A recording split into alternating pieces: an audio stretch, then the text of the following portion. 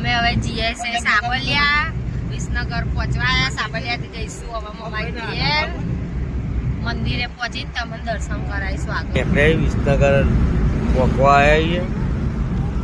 પેલા જવું સાબલિયા પછી દર્શન કરશું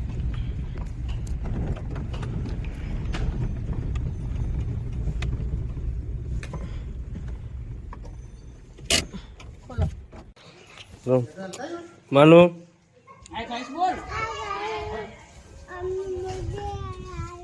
ચોકન આયા જય જય કરવા